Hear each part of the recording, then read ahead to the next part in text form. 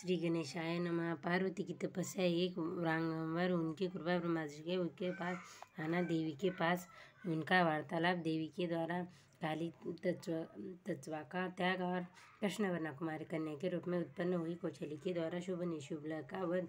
वायुदेव कहते हैं, महर्षियों तदनंतर पतिव्रता माता पार्वती पति को परिक्रमा करके हुए वियोगन से होने वाले दुखों को किसी तरह रोककर हिमालय पर्वत पर चली गई। उन्होंने पहले सखियों के साथ थी जिस स्थान पर तप किया था, उस स्थान में उनका प्रेम हो गया था, अंततः फिर उसके उन्होंने तपस्या के लिए चुना। तदनंतर माता पिता के घर जा उनका दर्शन आया। प्रणाम करके उन्हें सब समाचार बताकर उनकी आज्ञा ले उन्होंने सारे आभूषण उतार लिए और फिर तपोवन से जा स्थान के तपच्छात तपस्विका परम पावन वेश धारण करके अत्यंत तीव्र परम दुष्कर से तपस्या करने का संकल्प किया। मन एक सदा पति के चरण बिंदु का चिंतन करती हुई किसी क्षणिक लिंग में उनका ध्यान करते हुए पूजन का बाह्य विधि के लिए अनुसार जंगल में फल फूल आदि उपकरणों द्वारा तीनों समय उनका पूजन करती थी। भगवान शंकर की ब्रह्मा रूप धारण करके मेरी तपस्या का फल मुझे देंगे, ऐसा दृढ़ विचार कर वे प्रतिदिन तपस्या के लिए लगी रहती थी। उसी तरह तपस्या करते करते एक बहुत समय बीत गया। तब एक दिन उनके पास कोई बहुत बड़ा व्याघ्र देखा गया। वह दुष्ट भाव से वहाँ आया था। पार्वती की निकट आते ही उस दुरात्मा को शरीर जड़वंत हो गया। उस उनके समीप चित्र लिखित सा दिखाई देने लगा। दुष्ट भाव से पास आए हुए व्याघ्र से देखकर भी देवी पार्वती साधारण नारी को भांति स्वभाव से विचलित नहीं हुई। वे व्याघ्र से सारे अंग अकड़ रहे थे। वे भूख से अत्यंत पीड़ित हो रहा था और सोचकर ही यही मेरा भोजन है निरंतर देवी की ओर से देख रहा था। देवी के सामने खड़ा वह उसकी उपासना सी करने लगा। इधर देवी के हृदय में सदा यही भाव आता था कि वह व्याघ्र मेरा उपासक है, दुष्ट वन जंतुओं की मेरी रक्षा करने वाला है। ये सोचकर वे उस पर कृपा करके लगी। उन्हीं की कृपा से उनको तीनों प्रकार में मल तत्काल नष्ट हो गई। फिर तो उस व्याघ्र को सहसा देवी के स्वरूप का बोध हुआ। उसकी भूख मिट गई और उसके अंगों की जड़ता भी दूर हो गई। साथ ही उसकी जन्म सिद्ध दृष्टता नष्ट हो गई और उसे निरंतर तृप्ति बनी रहने लगी।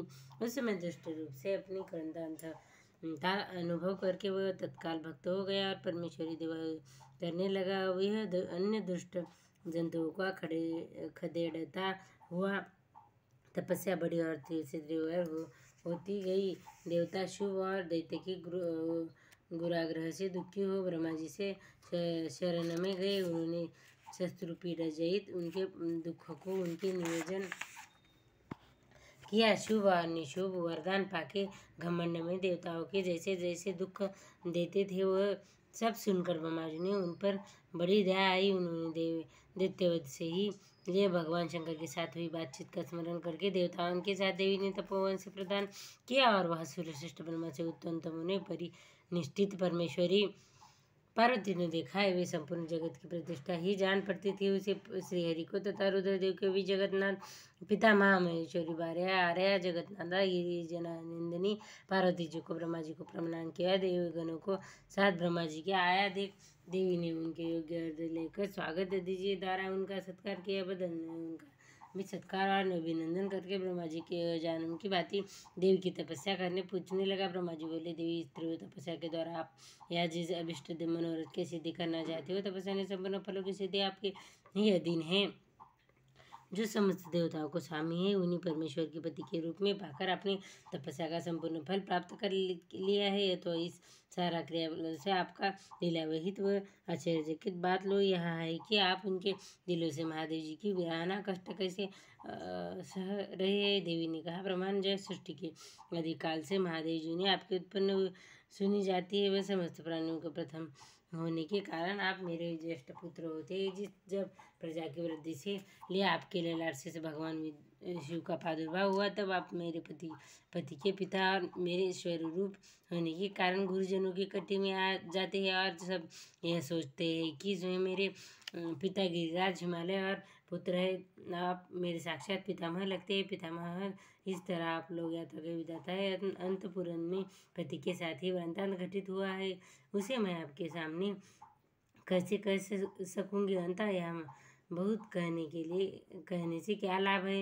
मेरे शरीर में जो यह कालापन है इसे सात्विक काल से त्याग कर मैं गौरवर्ण होना चाहती हूँ। ब्रह्मा जी कहते हैं, देवी इतने भी प्रयोजन से कि लिए आपके ऐसा कठोर तप क्यों किया? आप क्या इसके लिए आपकी इच्छा मात्र ही पर्याप्त नहीं है? तो इस आपकी लीला ही है। जगत माता आपकी लीला ही लोकहित के लिए ही होती है, अतः आप इसके द्वारा ही एक अभिष्ट फल की सिद्धि कीजिए। निशुभ अशुभ नामक जो दत्ते हैं उनके मैंने वर दे रखा है, इसमें उसका घमंड बहुत बढ़ गया है और वे देवताओं के सता रहे हैं। इनके दोनों में आपके लिए आश्रय जाने का वरदान प्राप्त हुआ है, अतः अब विलम्ब न करने से कोई लाभ नहीं है। आपके क्षण भर में लिए सुरक्षित हो जाए। आपका द्वारा जो शक्ति रचिया छोड़ी जाएंगी, उस दोनों में लिए मृत्यु हो जाएगी। ब्रह्मा जी के इस प्रकार प्रार्थना करने से गिरिराज देवी पार्वती सहसा अपने काली त्वचा के आवरणों को उतार कर गौरवर्ण हो गई। त्वचा कोश त्वचा में आवरण रूप में त्यागी गई। जो उनकी शक्ति थी उनका नाम कौशिकी हुआ। वह काले मेघ से समान कांतिकाली को वर्ण कन्या हो गई। देवी इस महामयी शक्ति के योग दिया और वैष्णवी कहलाती है और 8 बड़ी भुजाएं थी। उसके हाथ में शंख चक्र और त्रिशूल और आयुध धारण कर रखे थे। उस देवी के 3 रूप और सख्य गौरार मिश्र व 3 नेत्रों से युक्त थी। उसके मस्तक पर अर्धचंद्र का मुकुट धारण कर रखा था। उसके पुरुष का स्पर्श तथा रति का योग प्राप्त था और वह अत्यंत सुंदरी थी। देवी ने इस समय सनातन शक्ति को ब्रह्मा जी के हाथ से दे दिया। वह दैत्य प्रवर से शुभ और निशुभ वध करने के लिए हुई। इस प्रकार प्रसन्न हुए ब्रह्मा जी के इस पराशक्ति से सवारी से लिए एक प्रलव सिंह प्रदान किया। उनके साथ ही आया था। उस देवी ने रहने के लिए ब्रह्मा जी के गिरी पर वासस्थान दिया और वहाँ नाना प्रकार के उपचारों को उनका पूजन किया।